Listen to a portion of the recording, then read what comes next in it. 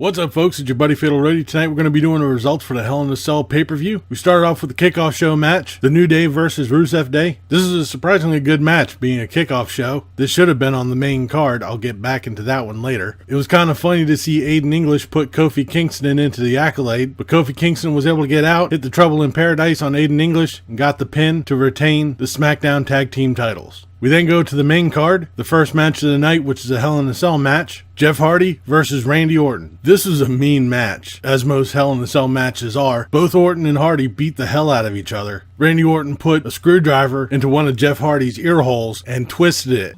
Ow, that hurt. Jeff Hardy was able to get out of it though with a low blow. After a ton of torture on both people, Randy Orton, one of which got lashed up pretty good. Jeff Hardy got Randy Orton onto a table, climbed up a couple of ladders, and was hanging from the top of Hell in a Cell. But when he dropped down onto the table, Randy Orton wasn't there. The referee was trying to call the match off, getting the EMTs out. Randy Orton went to pin him and demanded that the ref counted the pin out. So Randy Orton won this. Pretty much it was a given, being the fact that Jeff Hardy wasn't able to continue. On an interesting side note, the Hell in a Cell is now colored red, which kind of looked a little weird comparing to the last couple of them. I was honestly surprised during this match that Jeff Hardy didn't try to jump from up top of the cell, but I guess this is the best we could do. We then have Becky Lynch versus Charlotte Flair for the SmackDown Women's title. This was a really good match. Both Flair and Lynch took it to each other. Charlotte Flair hit the spear on Becky Lynch, but Lynch was able to roll it over and get the pin. So Becky Lynch is now the new SmackDown Women's Champion. Charlotte Flair goes to raise Becky Lynch's hand, but Lynch no-sells it and walks off, leaving Flair in the ring. We then have Ziggler and McIntyre versus Rollins and Ambrose for the Raw Tag Team Championship. This is a good match. There was a ton of back and forth, a whole lot of near falls. Seth Rollins went for the Falcon Arrow on Dolph Ziggler, but Drew McIntyre hit the Claymore, and Dolph Ziggler fell on top of Seth Rollins and got the pin. It's kind of a weird ending, but guess what? We're not going to see the last of these four people. We then have Samoa Joe versus AJ Styles for the WWE Championship. This is a really good match, very physical. There was one spot where Samoa Joe damn near took AJ Styles' head off with a clothesline. Samoa Joe locked into Coquina Clutch, but as AJ Styles was falling over, he flipped up and got Samoa Joe's shoulders down for the pin. Samoa Joe, thinking that AJ Styles tapped out, thought he was winning, but was shocked with the announcement that AJ Styles was still the WWE Champion. So we had 5 really good matches in a row. Now we start going downhill.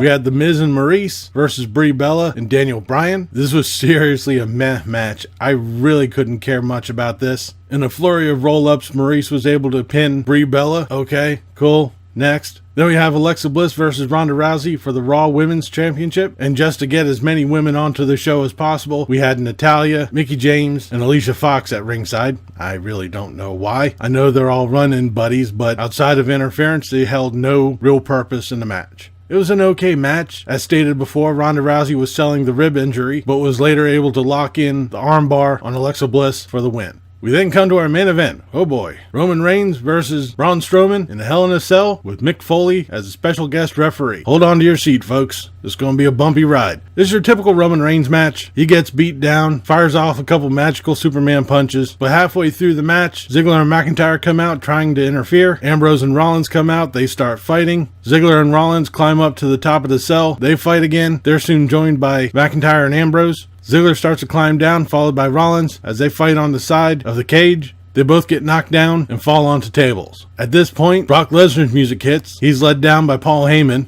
They're trying to get into the cage, but Lesnar kicks down the door, gets into the ring. He starts to beat down Strowman and Reigns. Paul Heyman maces Mick Foley, and then Brock Lesnar gives both Braun Strowman and Roman Reigns an F5. He stands tall in the ring, then leaves. Another referee comes running in, sees that both Strowman and Reigns cannot continue, and calls off the match. What? So this is a no contest. I'm sorry, this was bullshit. From the moment this door hit, this match was bullshit. I mean, if they let the match go with just the two of them, I could see it being a decent match. But once you start overbooking it by bringing Ziggler and McIntyre in, and then Rollins and Ambrose, they start fighting. I mean, I could have seen it be somewhat believable if Strowman and Reigns were up on top of the cell, fighting it out, almost recreating Mick Foley's match. But no, we had the 4 people had absolutely nothing to do with this match, fighting up on top of the cell, and then we ended it off with Brock Lesnar coming in and laying everybody out. My analysis for this pay-per-view, the first half of it, including the kickoff show match, was really good. I liked it. After that, it started going downhill fast. I mean, I'm not going to say that the Reigns-Strowman match was bad in relation to the 2 matches prior to it, but just the overbooking of this match just drug it straight down. And honestly, I probably would have rather seen Samoa Joe and AJ Styles as the main event rather than this. So we're going to have to see what goes on Raw and SmackDown to see what the fallout is. But that'll do it for the results for the Hell in a Cell pay-per-view. Leave a comment down below what you thought of this pay-per-view, what you thought of this video. If you liked it,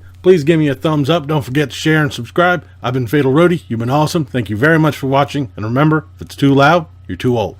See ya.